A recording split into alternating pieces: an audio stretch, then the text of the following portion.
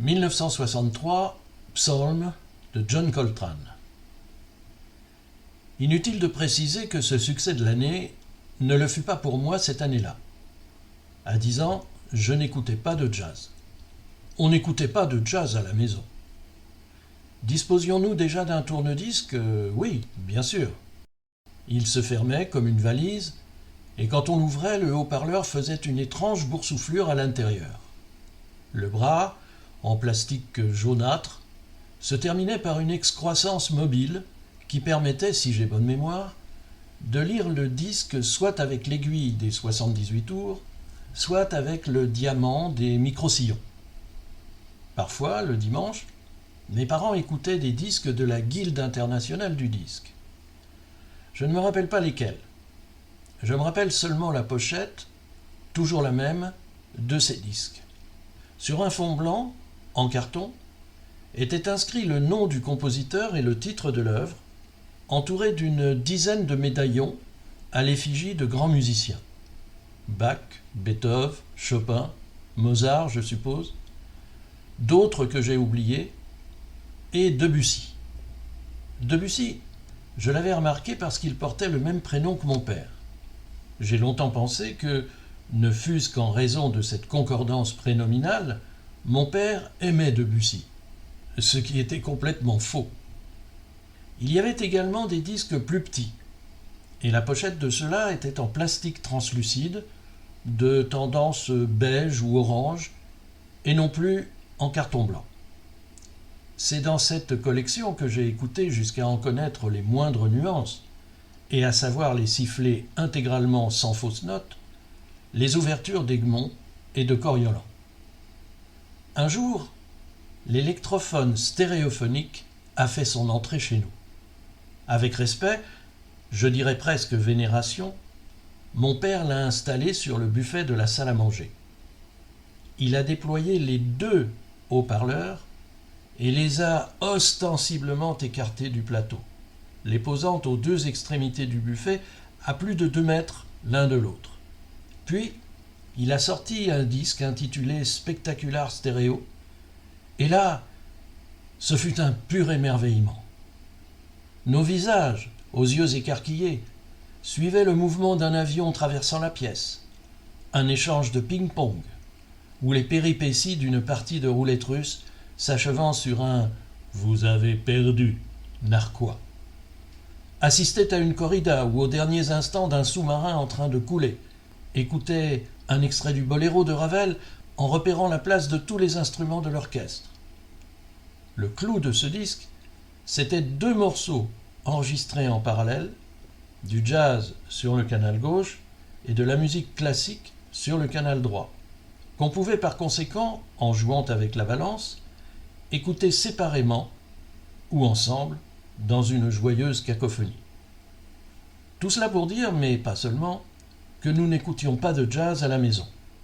Le jazz, c'était américain, et mes parents n'aimaient pas ce qui était américain.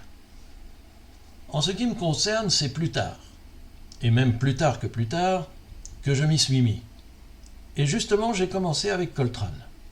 Parce que Christian Vander, que j'admirais profondément, avait expliqué que chacune des notes qu'il jouait était habitée.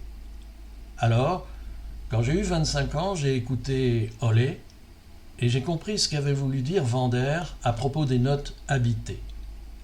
Puis, j'ai écouté My Favorite Things, et j'ai découvert en quoi le merveilleux travail de McCoy Tyner sertissait celui de Coltrane.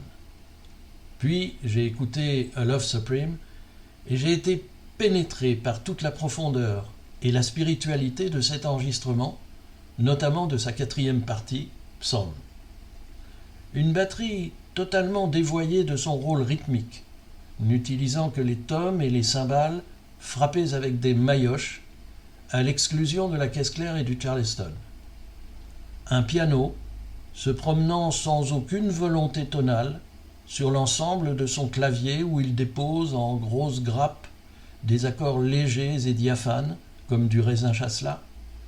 Un saxophone souvent au bord de l'étranglement, de l'essoufflement, avec ses notes plus que bleues, et à la fin l'entrée d'un second saxophone ne jouant que 2 notes, ou plus exactement la même, à l'octave, que reprend à son tour la contrebasse pour un soulagement, un apaisement définitif. Mais en 1963, mon véritable succès de l'année serait plutôt Si j'avais un marteau de Claude François ou L'école est finie de Sheila. D'ailleurs, sur ce dernier titre, j'ai dansé avec les autres élèves de ma classe de cours moyen 2 pour la fête de remise des prix de mon école. Cela se déroulait dans le parc de la mairie et inexorablement, depuis 4 ans, j'avais le premier accessite puisque le prix d'honneur et le prix d'excellence revenaient respectivement au fils du boucher de cheval et au fils du pharmacien. J'ai donc dansé sur L'école est finie. 4 pas à droite, 4 pas à gauche, avec levée de jambes au 4e pas, une chorégraphie à couper le souffle, imaginée par mon instituteur, M. Tribouillois, qui, par ailleurs, dirigeait la chorale des petits écoliers chantants de Bondy, encore vivante de nos jours.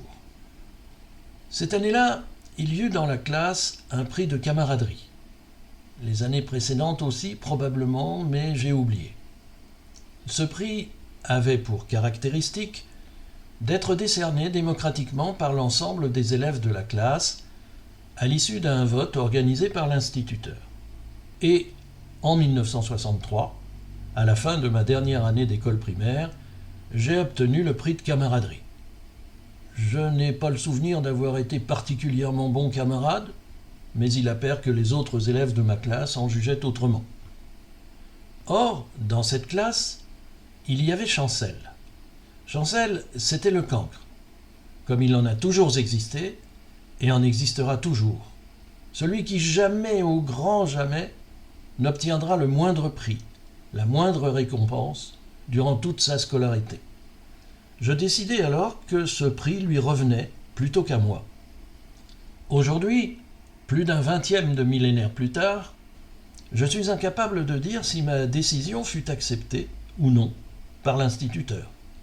Il me semble que oui, et que Chancel fut convoqué à la cérémonie pour s'y voir remettre un livre enrubanné, mais je n'en suis pas certain.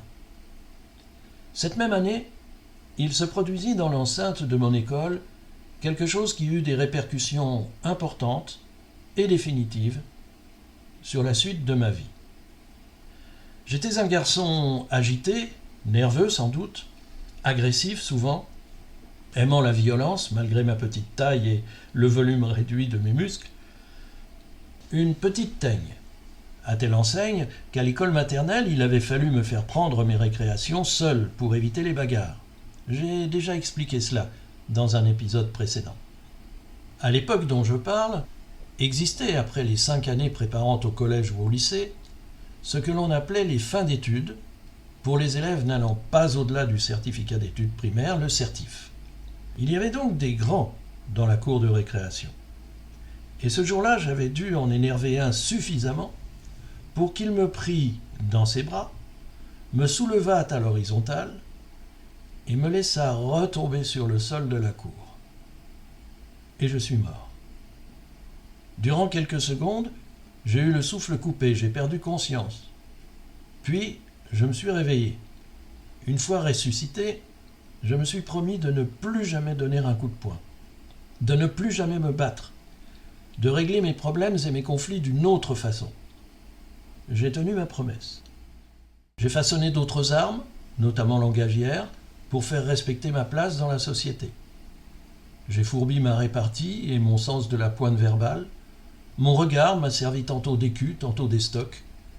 Et j'en remercie souvent ce grand, dont malheureusement, aussi loin et intensément que j'interroge ma mémoire, je ne retrouverai jamais le nom ou les traits du visage. En 1963 fut perpétré un joli crime d'État. Le général Franco était au pouvoir en Espagne, depuis près de 25 ans déjà, et pour encore plus d'une décennie, et il semble bien qu'il n'aimait pas les communistes. Julián Grimau était communiste, et il eut la mauvaise idée, alors qu'il résidait clandestinement dans son pays, d'être découvert par la police et immédiatement arrêté. Interrogatoire, torture, on lui a même fait le coup de la défenestration. Vous savez, Ces prisonniers qui ne peuvent plus marcher à cause des blessures qu'on leur a infligées, mais qui veulent voir s'ils peuvent voler. Comme cela n'avait pas suffi pour le tuer, il a bien fallu le condamner à mort. Cela a donné lieu dans de nombreux pays, notamment la France, à de grandes manifestations de protestation. Mais le caudillo n'avait qu'une parole. Ce qui est dit, cochon qui s'en dédit. Julián Grimau a été fusillé le 20 avril 1963. Arriba Franco. Il y eut également cette année-là l'histoire du saphir. En me rendant au lycée, je passais nécessairement, juste avant de tourner à droite, dans la rue du Breuil, devant la clinique Michelet, dont j'ai appris depuis qu'elle avait été transformée dans les années 2000 en immeuble de logements insalubres pour personnes en difficulté, par l'un de ces anciens médecins anesthésistes qui s'était ainsi reconverti en marchand de sommeil. Mais, à l'époque, il s'agissait bien d'une clinique chirurgicale, où je me suis d'ailleurs fait opérer d'un ongle incarné. Très mal, sous anesthésie totale, passons.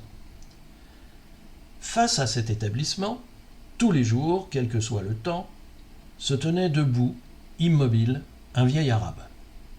Rappelez-vous, les accords d'Évian n'étaient pas si loin, ni les événements de Charonne. Et même si l'Algérie avait obtenu son indépendance, l'Algérien continuait à faire peur. On regardait donc d'un drôle d'air ce vieil arabe qui restait planté là toute la sainte journée, ne regardant personne en face, les yeux rivés sur la clinique. Nous n'avions pas encore eu droit aux attentats de la rue des Rosiers, de la rue de Rennes, de la station Saint-Michel, de Charlie Hebdo, de l'Hypercacher ou du Bataclan, mais on se méfiait. Et mes parents nous avaient bien recommandé de ne pas adresser la parole à ce bonhomme. On n'était pas allé jusqu'à exiger que je prisse un autre chemin. L'homme, petit, vieux et bien délabré, ne semblait décidément pas très dangereux. Et puis, après une enquête de voisinage serrée, on eut un jour le fin mot de l'histoire et toutes les craintes s'évanouirent. Ce vieil homme, venu de son Algérie natale plusieurs années auparavant pour travailler dans ce paradis de l'emploi qu'était la France, était tombé malade, ou s'était blessé, et avait été soigné, ou opéré, dans cette fameuse clinique. Là, une infirmière s'était occupée de lui, dans le respect des exigences de son métier, c'est-à-dire avec politesse et bienveillance, sans le traiter de bico ou de crouille, et sans le bousculer. Pour lui, c'était la première fois, que ce soit à la préfecture ou au PTT, dans le métro ou chez Félix Potin, il était souvent rudoyé, systématiquement tutoyé. Ce qui pouvait lui arriver de mieux était d'être ignoré. Et voilà qu'on lui parlait avec gentillesse, qu'on s'enquérait de sa santé, qu'on retapait son lit le matin, qu'on lui demandait s'il préférait du thé ou du café au petit déjeuner. Et ce n'était pas une hourie, ni une Fatma, non, mais une vraie Française. Une de celles dont il n'avait pas le droit de s'approcher s'il ne voulait pas se faire casser la gueule. Blonde peut-être, car il en existait encore beaucoup à cette époque, prénommée Thérèse, ou Josiane, ou Françoise, pourquoi pas. Une fois guéri, chaque jour, par reconnaissance, le vieil arabe s'installait devant la clinique où il guettait l'arrivée de son infirmière, puis sa sortie, pour la saluer d'une petite inclinaison de tête et d'un frêle sourire, jamais davantage. Mais, on le sait, les horaires d'une infirmière sont irréguliers, et il lui fallait donc, pour être certain de ne pas la rater, rester planté devant la clinique une bonne partie de la journée. Et cela a duré des mois. Dès lors, le vieil arabe ne faisait plus peur. Ce n'était plus un terroriste potentiel, mais un amoureux transi. Par dérision, mais avec tout de même un zeste de sympathie, mes parents l'avaient surnommé le satyre. Ma sœur, qui avait à l'époque 6 ans, ne comprenait pas ce mot, et l'avait donc rebaptisé le saphir. C'est tellement plus précieux. Je dédie au saphir cette petite histoire qui parvient encore à m'émouvoir aujourd'hui.